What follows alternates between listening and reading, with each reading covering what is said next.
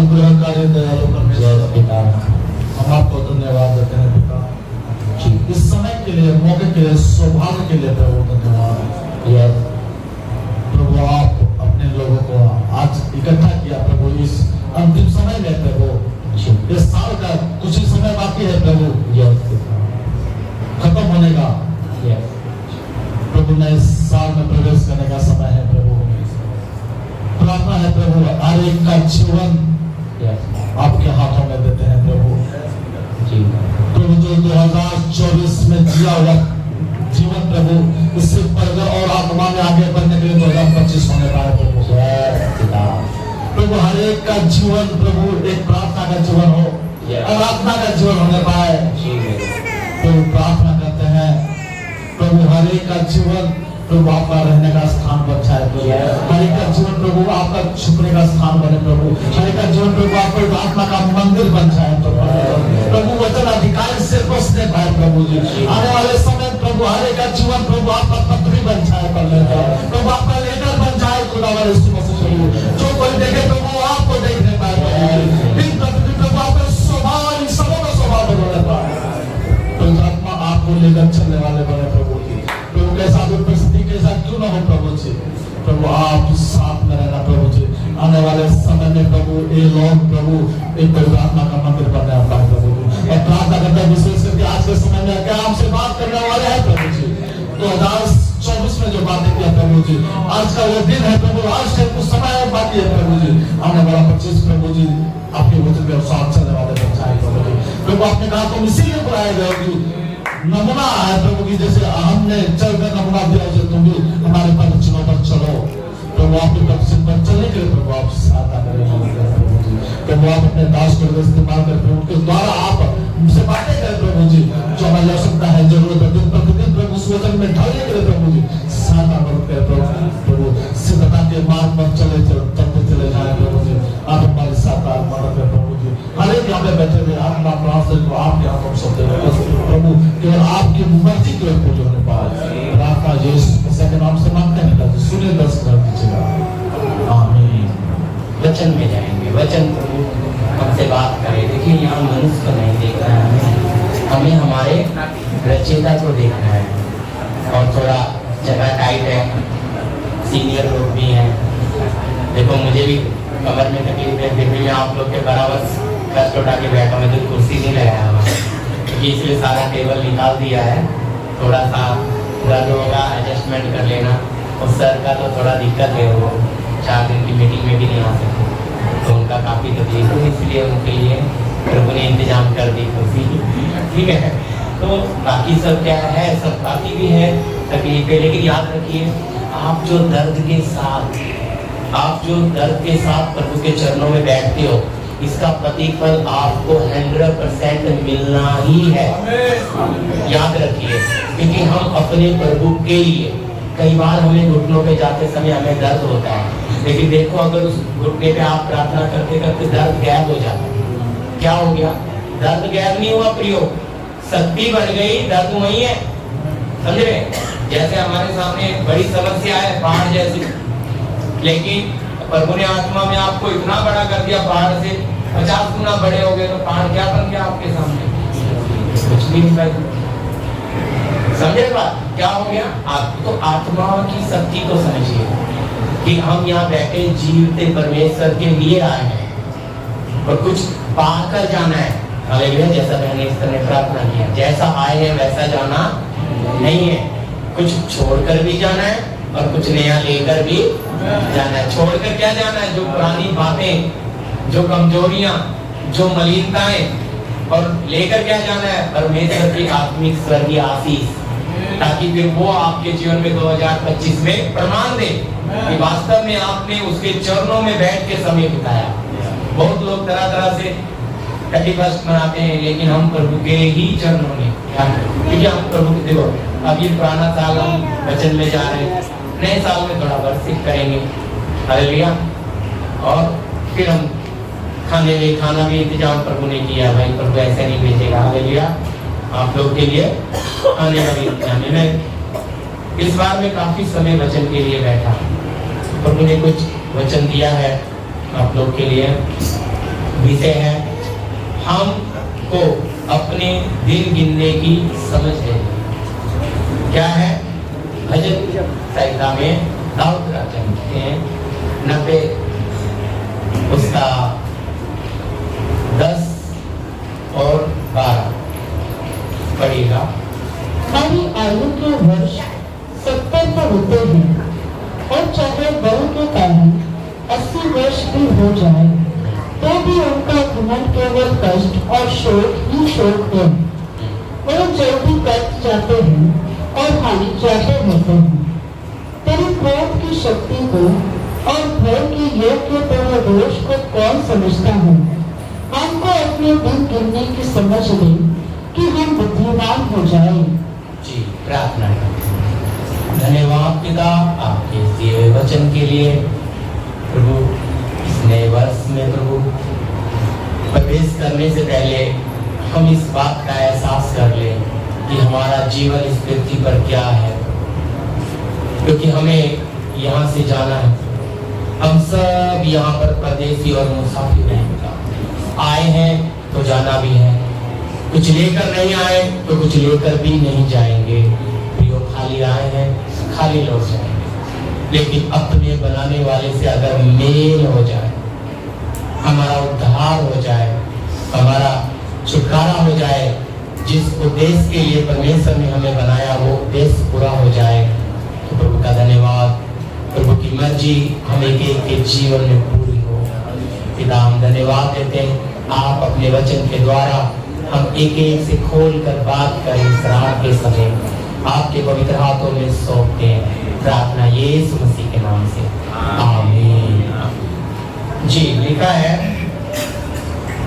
हमारी आयु के वर्ष 70 तो होते हैं और चाहे बल के कारण 80 वर्ष भी हो जाए। हाँ जी, खा पी के अपने शरीर को आप अच्छा संभाल सकते हो, 80 भी और भी उसके आगे भी ले जा सकते हो। लेकिन भजनकार लिखते समय कहता है बल के कारण कितना कर सकते हैं? बढ़ा सकते हैं, 10 और बढ़ा सकते हैं। लेकिन इस बढ़ते हुए जीवन का आगे क्या बोल रहा है? बढ़ते हुए जीवन का घमंड क्या है भाई? हाँ, सुनिए, तो भी उसका घमंड केवल घमंड कष्ट, बोलिए ना मेरे साथ, आपने पढ़ा ना, कष्ट और है ना।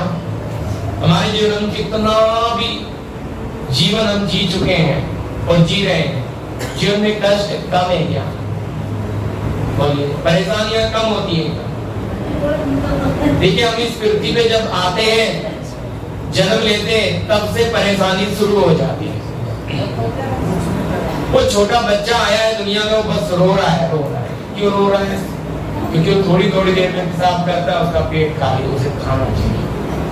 माँ दूध दे, जब तक दूध नहीं मिलता वो रोता, दूध पिएगा फिर सो जाएगा। तो उसके लिए, उस छोटे शिशु के लिए उतना ही कष्ट काफी है। और वो दूध पीते पीते ही थक जाता है, फिर वो सो, क्योंकि भाई दूध पीने में क्या लगती है? ताकत। अब वो थोड़ा बढ़ रहा है, जब उसका शरीर बढ़ रहा है तो धीरे धीरे उसके साथ साथ कष्ट समस्या बढ़नी शुरू हो जाती है। सबसे पहले हम बच्चों के हाथ में क्या दे देते हैं? स्कूल बैग, सच है कि नहीं? फिर वो उसके लिए होमवर्क बड़ा सर दर्द है, कहता है ये कष्ट कब निकलूंगा इसमें से। हर किसी के जीवन की यही बात है, अभी तो शुरुआत है, ये बोझ कम नहीं होगा, ये बढ़ता जाएगा। ये बोझ दिन प्रतिदिन बढ़ता जाएगा, पर उसके साथ साथ वो समय निकलने के लिए इंतजार कर रहा है। अब वो कॉलेज आ गया, अब वो नौकरी की चिंता में, घर का बोझ उठाना है, फिर भी कष्ट है कि नहीं? देखो, उसका निचोड़ बता रहा है प्रभु का दास। कहता है भाई मैं 70 हूँ, 80 भी जोर मार के जी लूंगा, तो भी इनका जो निचोड़ है ना, वो क्या है? कष्ट और फिर प्रभु ने हमें ऐसा जीवन दिया क्यों? मैं आपसे सवाल करता हूं, अगर हमारे जीवन में कष्ट और शोक ही है। क्योंकि अभी भाई अभी नौकरी की चिंता, उम्र निकल रही है, शादी की चिंता। अब जितने बेटी देनी है वो भी देखता है कुछ कमाना भी चाहिए, मेरी बेटी को खिला सके, वो भी चिंता। फिर आ जाता है बीच में भाई फैशन, अब तो मॉडल जमाना आ गया, इसके खर्चे शौक नहीं पूरे होते, कईयों के तो शौक ले डूबते हैं, उनको इच्छाएं बढ़ते ही जा रही। कैसे बढ़ती हैं? देखो गांव में बेल चढ़ती हैं, देखते ना आपने बेल चढ़ते हुए देखा, जंगली बेल बारिश में बहुत तेजी से फैलती है जमीन पे कर। तो इसी तरह इच्छा की बेल जकड़ना शुरू करती है प्रियो, और जकड़ते जकड़ते ये भी अपने कब्जे में बांध लेती है। बहुत लोग तो इच्छाओं में बंध जाते हैं। अब वो इच्छा पूरी हो ना हो, लेकिन इच्छा को पाल कर लेकर चलते हैं। बोझ तो बढ़ गया, चिंता भी बढ़ गई, परेशानियां भी है, लेकिन फिर भी है कि इच्छा पूरी हो जाएगी। इच्छा पूरी, साल निकल रहे हैं इसी तरह, उम्र भी निकल रही है, अब इच्छा नहीं पैदा करनी, मैं नहीं कुछ करा, मेरे बेटे हो। हालेलुया, ध्यान से सुनना, मैं ये काम नहीं कर सका, मैं वहां नहीं पहुंच सका, मैं अब वो काम कौन करेगा? अब इच्छा को बदल दिया, क्योंकि अब पता लग गया मेरी तो उम्र निकल गई है। अब अपने आप को माँ भी अपना जीवन बेटी में देखने लग जाती है, बाप भी अपना जीवन बेटे में, क्योंकि हम जो नहीं कर सके वो हमारा बच्चा। बोलो इच्छा चल रही है कि नहीं चल रही है? खत्म नहीं हुई है भाई। बेशक आपका जीवन, आपको पता लग रहा है हम जाने वाले हैं, लेकिन फिर भी उस इच्छा से ऐसे चिपके हुए। और जब तक आप इच्छा, अभिलाषा, लालसा इन बातों में बंधे हुए, तो कष्ट तो आपको छोड़ने वाला नहीं है, कष्ट आपके जीवन से जाने वाला नहीं है। क्योंकि जब आप इस पृथ्वी से बंधे हुए हो, तो पृथ्वी की अभिलाषाएं और लालसाएं आपके ऊपर अपना प्रभाव बनाकर रखेंगी।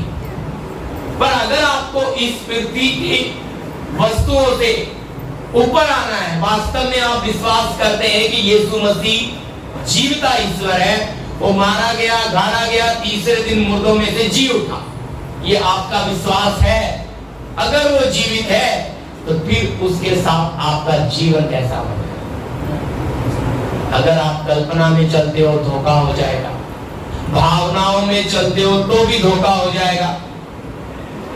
अगर आप दूसरे का जीवन देखकर चल रहे हो, वो प्रभु में गए तो अच्छों के हम भी हो जाएंगे, तो भी धोखा हो जाएगा। क्योंकि वचन कहता है चख कर देख, परख कर देख कि यहोवा कैसा। भाई स्वाद तो लिया नहीं आपने, आप तो दूसरे का ही स्वाद को सुनकर चल रहे हो, तो आपके पास अपना अनुभव नहीं है। इसलिए अब दूसरा गिरेगा तो उसके साथ तुम भी गिर, तुम्हारा विश्वास है। तो आपका अपना विश्वास किधर है? और फिर रीति रिवाज में आप प्रभु प्रभु करके चले गए, जीवन में जो कार्य होना था वो। इसलिए क्या बोल रहा था? मुझे मेरे दिन गिनने की समझ दे दे। कुलुसी 3:17 पढ़िएगा, कुलुसियों की पत्री 3:17। वचन में या काम में जो कुछ भी करो, सब प्रभु यीशु मसीह के नाम से करो और उसके द्वारा परमेश्वर पिता का धन्यवाद करो। हालेलुया। क्या लिखा है? वचन में या काम में जो कुछ भी करो, सब कुछ प्रभु यीशु के नाम से करो और उसके द्वारा परमेश्वर पिता का धन्यवाद करो। तो सबसे पहली बात, एक अपने जीवन में गांठ बांध लेगा। तो समय का हिंदी है ना, कोई रस्सी को हम गांठ बांधते हैं मजबूत। भाई जो कुछ भी करूंगी या करूंगा, किसे? अपने प्रभु को आगे रखकर ही। मैं कभी भी खुद आगे होऊंगा। याद रखना, अगर हमारा सृष्टिकर्ता हमारे हर चीजों में आगे है, तो देख आपके लिए फिर कोई बाधा आ सकती है। जितनी भी बड़ी समस्या आए, जैसे ही वो समस्या किसको देखेगी? भाग जाएगी। क्यों? वो कहेगी खड़ा कौन है सामने? मेरा समस्या का रचने वाला खुद है। अब होता क्या है, प्रभु पीछे आप आगे, और समस्या कहती है वाह इसको तो मैं चटनी बना दूंगा, इसका मैं हालत क्यों? और जब हमारी हालत खराब हो जाती है तब हम पुकारते हैं प्रभु तू कहाँ है? प्रभु कहता है मैं तो हूं, तूने मुझे पीछे की जगह दे रखी, मैं हूं। समझे? पर अभी मैं सोचता हूं नहीं प्रभु, अभी आप क्या करो, आगे हो जाओ और मैं पीछे बिठा के। अगर आप साइकिल से किसी को लेके कभी कोई लोग गए होंगे तो जब चढ़ाई आती है तो कैसा है, पैडल मारना पड़ता है, बताइए थोड़ा सा बोलिए। अनुभव है, सच है भाई, खड़े होकर भी मारना पड़ जाता है पैडल। अब यीशु अगर आगे सीट पे आ जाए और हैंडल आपके जीवन में उसके हाथ में आ जाए, फिर आपको पीछे बैठ के कितना आराम मिलेगा है ना? और समस्या एक ही है कि यीशु मसीह आपके मन और इच्छा के अनुसार चलेगा।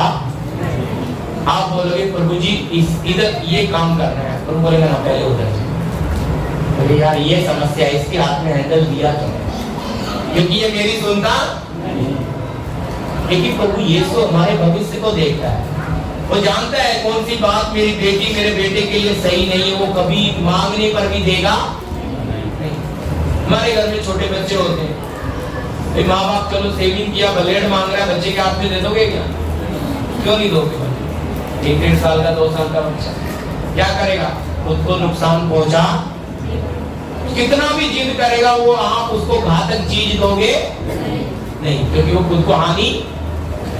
इसी तरह अगर आपका मेरा परमेश्वर है, याद रखिए जी, पहले थोड़ा थोड़ा आगे हो जाए तो थोड़ा पीछे, उनको बाहर बैठ रहे हैं अंदर हो जाएंगे, थोड़ा आगे हो जाओ, थोड़ा थोड़ा कर दो थोड़ा प्लीज, आप लोग को तकलीफ दे रहे हैं जी, क्योंकि आगे हो जाएंगे ना तो फिर उनको अंदर बैठने जगह जी। हालेलुया जी। तो अच्छी तरह समझिएगा, तो हमारे जीवन का नियंत्रण परमेश्वर चाहता है। कहता है तुम जो कुछ भी करो किसके नाम से? प्रभु यीशु मसीह के नाम से करो, और धन्यवाद किसको दो? पिता परमेश्वर। है ऐसे लिखा है ना, धन्यवाद रूपी बलिदान भी चढ़ाओ। हालेलुया, यीशु मसीह के नाम से तो काम कर रहे हो, लेकिन स्वर्गीय पिता को धन्यवाद रूपी बलिदान की, पिता धन्यवाद तूने अपना इकलौता पुत्र हमें दिया, जिसने हमारी अगुवाई कर रहा है, हमें लेकर चल रहा है धर्म के मार्ग में, उसके पद चिन्ह पर हमें चलने की कृपा मिल रही है। लेकिन हम क्या करते हैं? प्रभु का नाम बाद में, पहले अपनी इच्छा करो, अपनी मनमर्जी।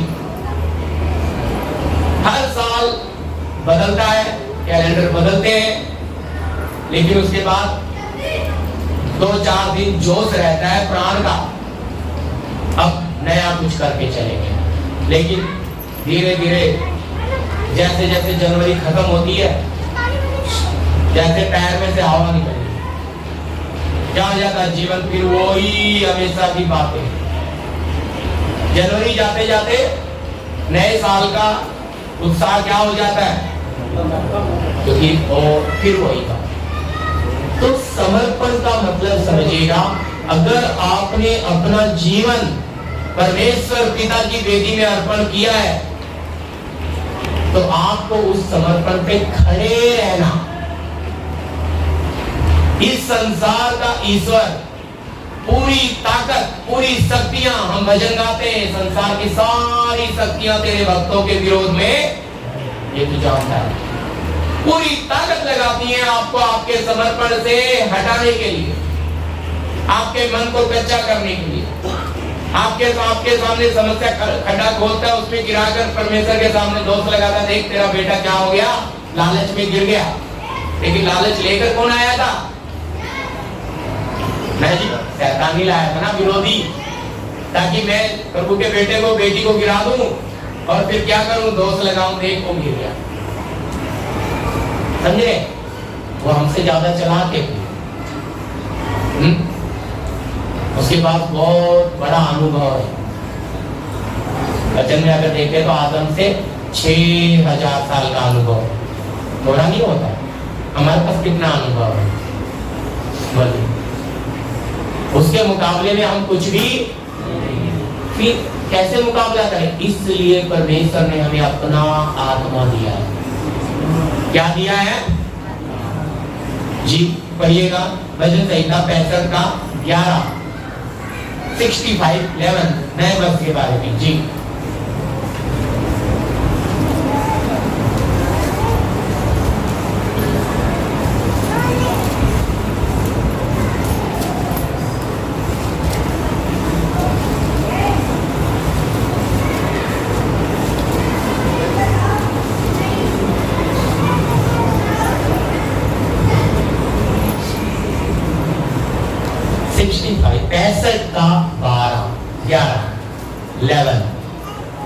अपनी प्रदान से भरे हुए वर्ष पर तूने मैंने मुकुट रख दिया है।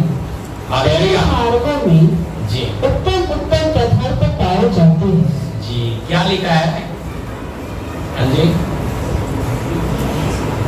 अपनी, हाँ जी अपनी भलाई से भरे हुए वर्ष पर तूने मैंने मुकुट रख दिया है। क्या कर दिया है? इसी लाइन को वापस पढ़िए, सब पढ़िए। अपनी भलाई से भरे हुए वर्ष पर तूने मुकुट रख दिया है। बस क्या रख दिया? मुकुट। मुकुट किसे बोल रहे हैं? और क्या बोलता है तीमुथियुस को? लोग उठा, शुभ समाचार का प्रचार कर और समय तैयार है। और किसको उठाना है? अनंत जीवन को धर दबोच, जीवन का मुकुट। हालेलुया। मुकुट बोलने से कौन सा? जीवन का मुकुट। अपने शिष्य प्रिय पुत्र को तीमुथि को बोलता है, दुख उठा और शुभ समाचार प्रचार कर, समय क्यों? क्या कर? विश्वास की अच्छी रखवाली कर। हम क्या करते हैं? अपने विश्वास की कोई, उसके अंदर आप विश्वास घुस जाए, चलता है।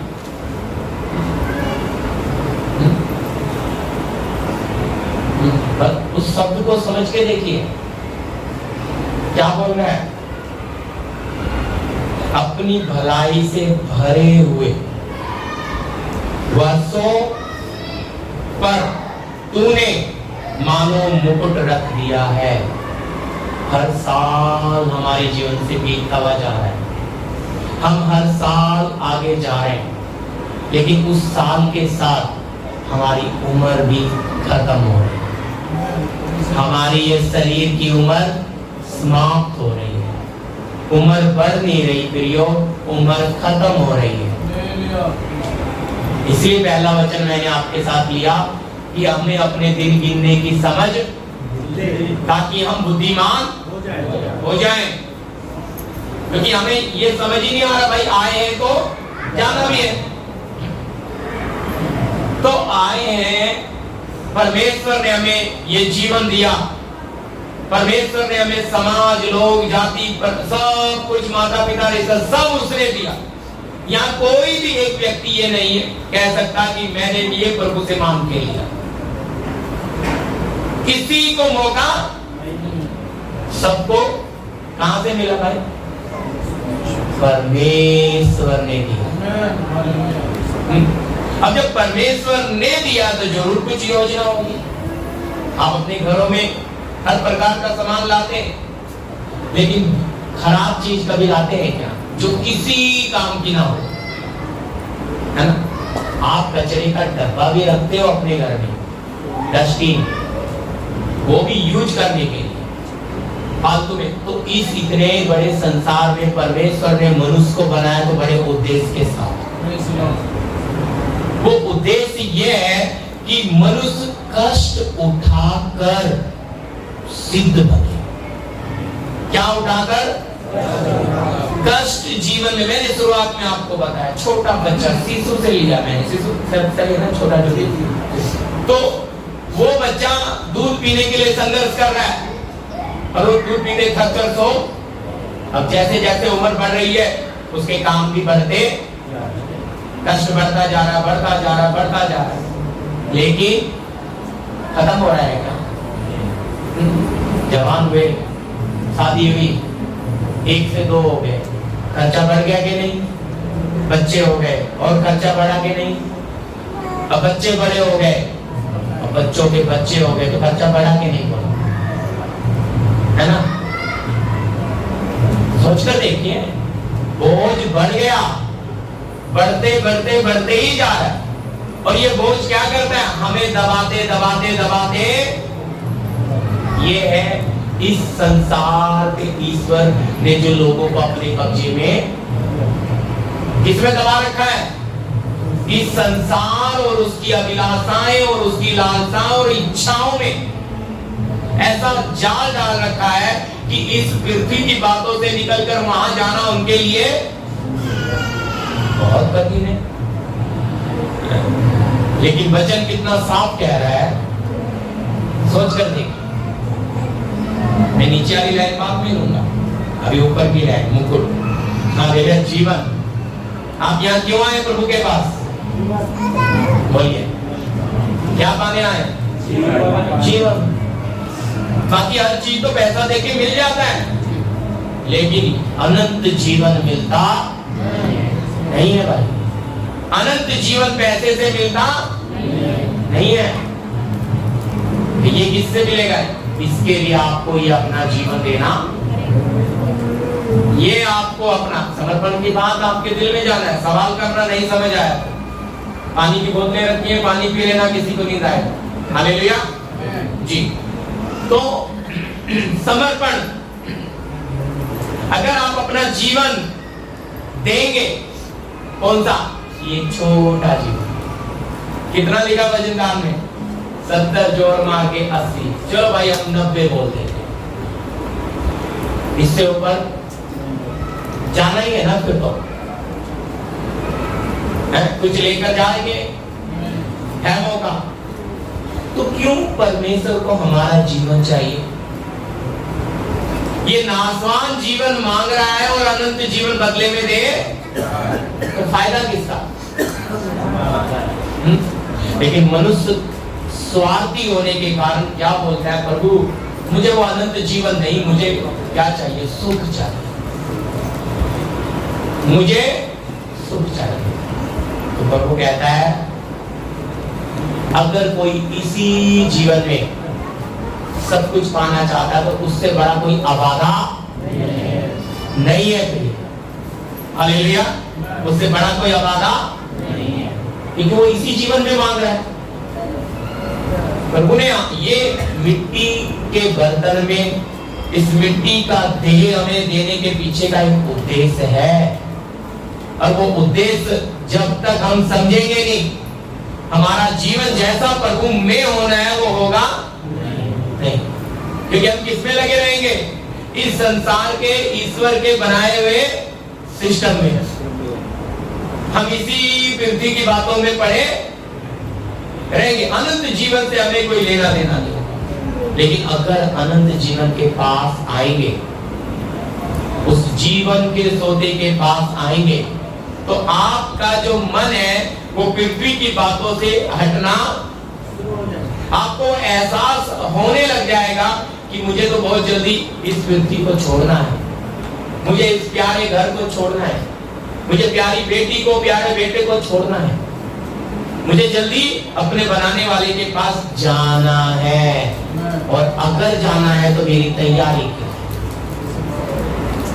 मैं इस छोटे से जीवन के लिए जान मार रहा हूं, दिन रात मेहनत कर रहा हूं। लेकिन मैंने आपको बोला, मैं अपने जीवन में वो नहीं पा पाया, अब वो चीज मेरे बेटे में देखता हूं। मेरी पत्नी, ये सोच बता रहा हूं आपको, ऐसा है नहीं भाई, है? अब मेरी पत्नी जो नहीं अपनी बेटी में वो चीज देखे कि मैं नहीं कर पाई तो मेरी बेटी वो करे। एक बड़ापन माँ बाप का होता है, उत्साहित करते हैं, बच्चों को बढ़ाते हैं, लेकिन कहाँ संसार? अगर उन्हें ये नहीं पता है, हम इन्हें संसार में भेज तो देंगे, पर संसार जब इन्हें पकड़ लेगा तो ये हमें भी भूल क्योंकि ये संसार ही के हो जाएंगे, क्योंकि संसार पूरा स्वार्थ है। और जब एक इंसान स्वार्थ में चला जाता है तो वो कैसा हो जाता है? स्वार्थी। फिर वो जन्म देने वाले माता पिता को भी भूल जाता है, भाई बहन, रिश्ते नाते। जब स्वार्थ में, देखो सबसे नजदीकी रिश्ता माना जाता है पति पत्नी, अगर उनके बीच में भी स्वार्थ आ जाए तो वो रिश्ता बना नहीं रहता। इतना खतरनाक है स्वार्थ। और स्वार्थ के पीछे है सुख। ये सुख के पीछे चलते चलते ये व्यक्ति क्या होता है? रास्ते से, जीवन से बाहर चला जाता है। आया किस लिए पृथ्वी पर? सब कुछ परमेश्वर ने क्यों दिया? कष्ट क्यों दिया? क्योंकि इस पृथ्वी से आपको अपना मन हटाना है। अगर परमेश्वर इस्राएलियों को, वो जो चरवाहे थे, वो जो गडरिये थे, अगर उनको इतनी अच्छी जगह जो मिस्र में दी थी, वहां से ऐसा फेरोन बिठाकर उनको किधर न लाया जाता? बिगारी, बिगारी समझते, मजदूर, गारा मिट्टी से ईंट बनवाने का वो काम उन्हें ना दिया जाता, उन्हें कठिन कष्ट ना दिया जाता, तो वो कभी भी मिस्र को छोड़ते नहीं। समझे मेरी बात? परमेश्वर की बुद्धि देखिए कैसी अगम्य है। उसने इस्राएलियों को इतना कष्ट में डाल दिया, घोर कष्ट में, और उधर अपने दास मूसा को भेड़ बकरी चुगाते चुगाते क्या बना दिया? बिल्कुल खाली कर दिया। उसके अंदर से मिस्र निकाल दिया। और इधर जो इस्राएली थे, उनके लिए मिस्र से पूरा मन काट, अब उनको कोड़े पड़ रहे हैं, बड़े दुख में। अगर आपने निर्गमन पढ़ा होगा तो प्रभु ने उनके दुख को याद किया, दृष्टि की। तब जलती हुई झाड़ी में मूसा को बोले जाओ अब क्या करो? प्रभु 40 साल भाई उनके मन ठीक करने में इतना समय लगा। अगर उनके मन ठीक नहीं होते तो वो मूसा के पीछे आते, वो मिस्र को नहीं छोड़ते। इसीलिए परमेश्वर ने हमें अपने राज्य में लाने के लिए हमारे जीवन में ये परिस्थितियां तैयार की हैं। कोई और नहीं है, हमारा बनाने वाला ही है। देखो अपने ही बच्चों को कठिन परीक्षा दिला। यहां तक इजराइल में जो बेटा पैदा होता था उनको नील नदी में डाल के मगरमच्छों को डाल देता। तो परमेश्वर इतना सख्त क्यों बना? इतना दर्द दे रहा है क्यों? इनके दिल से मिस्र निकल जाए, क्योंकि मिस्र का सुख इनके अंदर बैठ गया। गोसेन नाम की बहुत प्यारी और अच्छी जगह दी गई थी इनको जब ये 69 लोग आए थे, और वही बस कर ये कितने लगभग 32 लाख हो गए थे। सोच कर देखिए, इतने फल गए, इतने बढ़ गए। तो वहां के लोगों को, मिस्रियों को डर हो गया, अगर ये बढ़ गए और हमें ना गुलाम बना ले, तो इन्हें क्या किया? अरे ऐसा प्रभु ने होने। तो अगर परमेश्वर ने हमें उस युगन युग वाले देश में उस अविनाशी शरीर हमें देना है, तो इस मिट्टी के शरीर को तो तोड़ेगा। अगर इसमें हम टूटेंगे नहीं तो उसको हम पहन भी नहीं सकते। तो कहेंगे जी यहाँ तो लालच दिया जाता है कि आ जाओ प्रभु में नौकरी मिल जाएगी, पैसा मिल जाएगा, शादी हो जाएगी। ये भाई ये सब शारीरिक बातें, यहाँ ऐसा कुछ भी नहीं है। यहाँ आओगे तो उल्टा आपका बनाने वाला आपके साथ सख्त हो जाएगा। वो आपको इस पृथ्वी से काटना शुरू कर देगा। आप कहेंगे ये क्या बात हो गई? हम तो आए थे शारीरिक बातों के लिए, लेकिन परमेश्वर हमें क्या कर रहा है? शारीरिक बातों से काट रहा है। इसलिए तो वचन दो धारी तलवार है। कहते नहीं प्रभु काटो मत, लेकिन हमें यहीं पर क्या कर दो? भाई काटने के साथ मल्लम भी लगाता है, और वचन में लिखा है फिर उसे चंगा भी मार भी रहा है, मल्लम भी लगा रहा है, चंगा भी। ऐसा क्यों कर रहा है?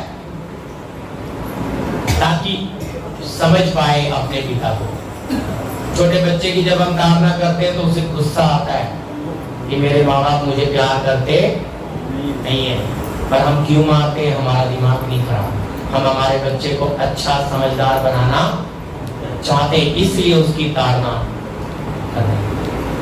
इसी तरह हमें भी जब हमारा बनाने वाला हमारे जीवन में काम शुरू करता है, हमें वो पसंद, अब ऐसा मन में विचार आने शुरू होते हैं, ये प्रभु है भी कि नहीं, हम गलत जगह तो नहीं आ गए जी? हाँ, हम गलत जगह तो नहीं आ गए? याकूब 1:12 पढ़िए।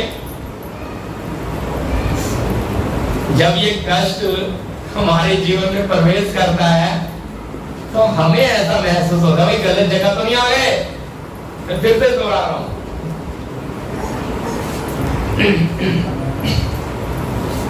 धन्य है वो मनुष्य जो परीक्षा में स्थिर रहता है, क्योंकि वह खरा निकलकर जीवन का वह को पाएगा जिसकी प्रतिज्ञा प्रभु ने अपने प्रेम करने वालों से की है। हालेलुया। क्या है जी? धन्य है वह मनुष्य जो किसमें खरा सही रहता है, और क्या निकलेगा उसमें से? खरा निकलकर क्या पाएगा प्रियो? जीवन स्वरूप इतना परखेगा। भाई हम इंसान होके छोटी छोटी चीज को चेक करते हैं, कपड़ा भी बड़ा चेक करते हैं, खाने की चीजें चेक करते हैं, आंख बंद करके हम नहीं विश्वास करते, तो वो तो जीवता परमेश्वर है, वो कैसे करेगा?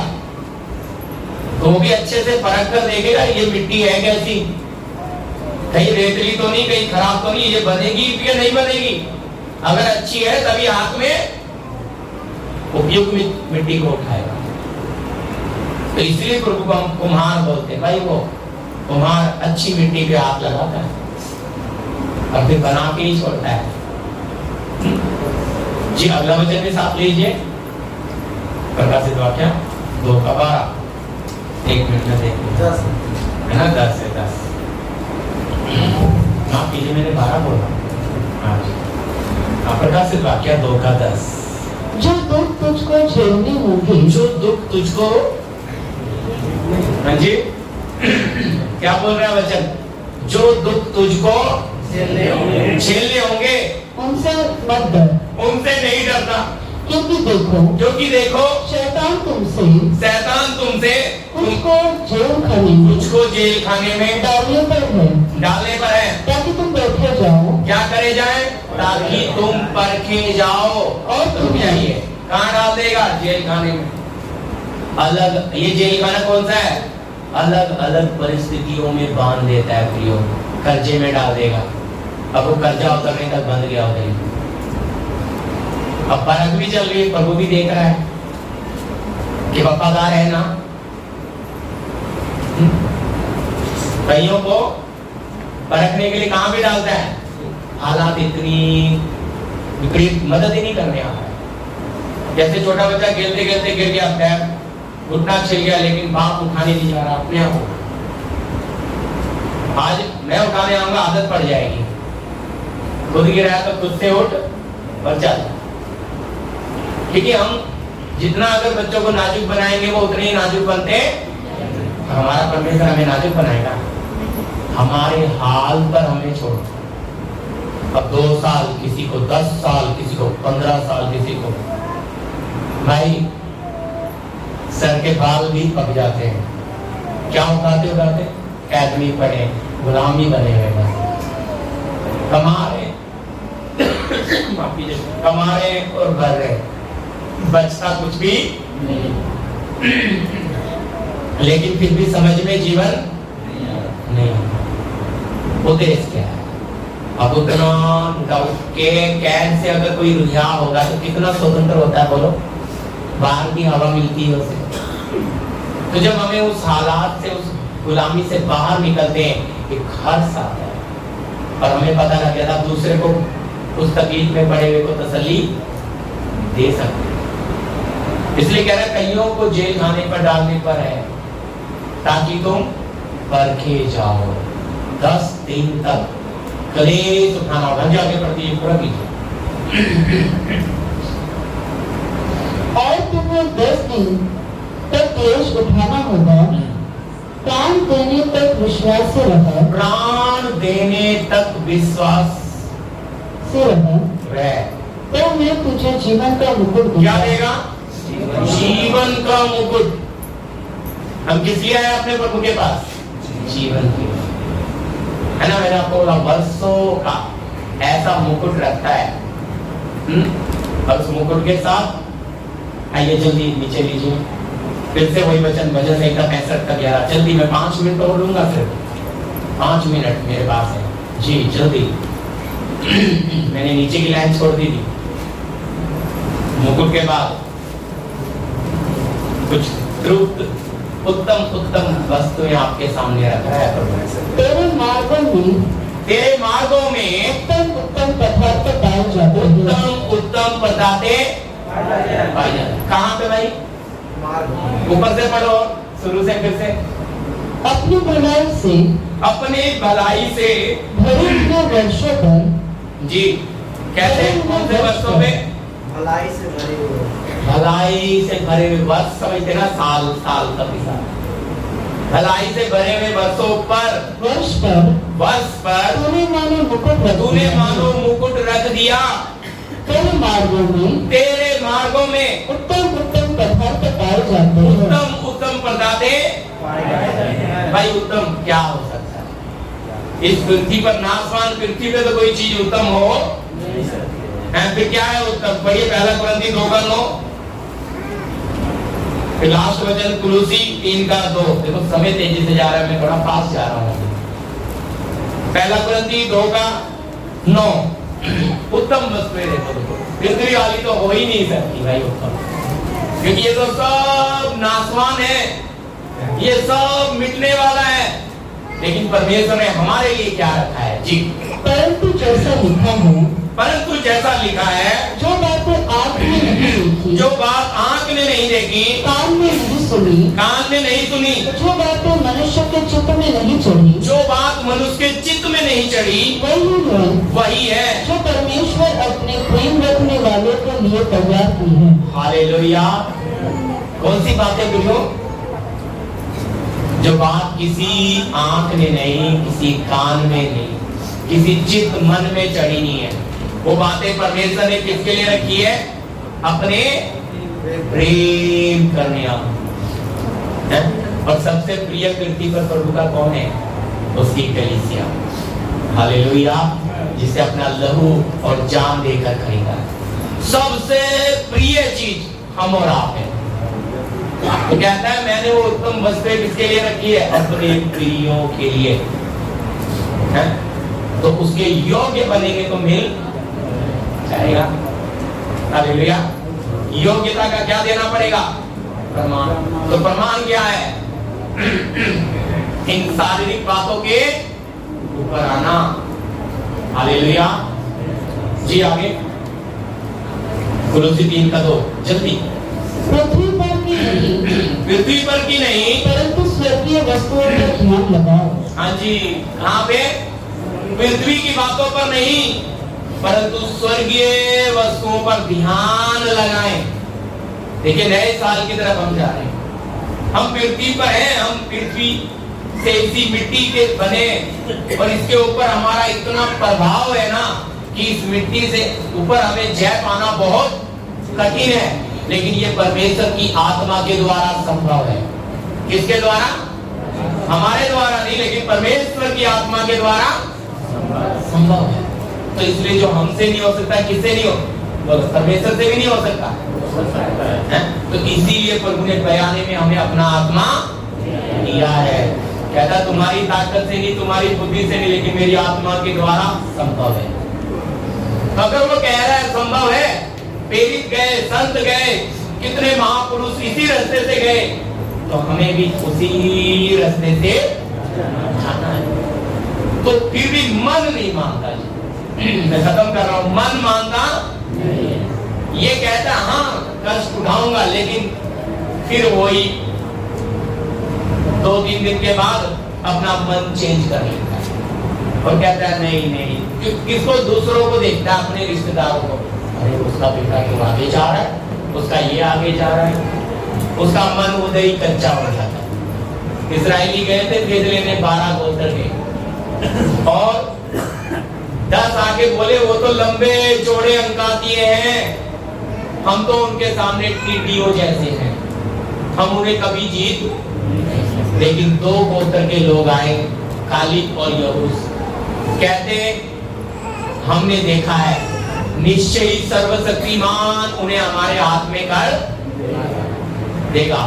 तो इन्होंने मन कच्चे कर दिए 10 ने, लेकिन उन्होंने अपने कपड़े फाड़ कर बोला हमें प्रभु जय देगा। तो याद रखना, संसार हमारे मन को कच्चा करेगा, लेकिन हमें अपने परमेश्वर पर भरोसा रखना है। अगर उसने कहा है तो हमें लेकर जाएगा। तो इसलिए आराधना में अभी हम जाएंगे, आराधना में आपका समर्पण, ताकि प्रभु ये वचन आपके दिल में डाले। हमें हमारे दिल, हम आए और हमें जाना है। प्रभु ने वर्षों के ऊपर एक भरा हुआ मुकुट रखा है, वो जीवन का मुकुट हमें मिले। हालेलुया। हम नए साल में जनवरी की तरफ बढ़ रहे हैं, प्रवेश करने से पहले उस परमेश्वर के साथ शुद्ध हो जाएं। धन्यवाद करते हैं मेरे पिता परमेश्वर प्रभु, आपने हमें ये मौका दिया प्रभु, रात्रि का समय दिया, इसके लिए हम आपको बहुत धन्यवाद करते हैं मेरे खुदा बाप। प्रभु आपने हम सबको यहाँ लाया है, बिठाया है, उसके लिए भी धन्यवाद करती हूँ मेरे बाप खुदा। प्रभु मर्जी सिर्फ आपकी पूरी होने दें मेरे परमेश्वर पिता। हम विनती करते हैं राजाओं के राजा, जितने भी आए सब बैठे हैं प्रभु, आपने हमें प्रभु प्रार्थना और गीतों के द्वारा आशीष के लिए धन्यवाद करती हूँ। सबका देह प्राण आत्मा शरीर को आपके पवित्र हाथों में सौंपती हूँ मेरे परमेश्वर। एक एक को प्रभु आपकी आत्मा में बढ़ा मेरे परमेश्वर, वो बल दे, वो शक्ति दे, वो सामर्थ्य दे मेरे परमेश्वर पिता। हम यहाँ बैठे हैं प्रभु, कोई भी खाली आज ना जाए मेरे परमेश्वर, और आपकी नाम की बड़ी महिमा हो, बड़ी जय जयकार हो मेरे परमेश्वर। और ये सच्चे खुदा को जाने कि आप ही जिंदा परमेश्वर है करके प्रभु यीशु पिता, हमें विश्वास में आपने बढ़ने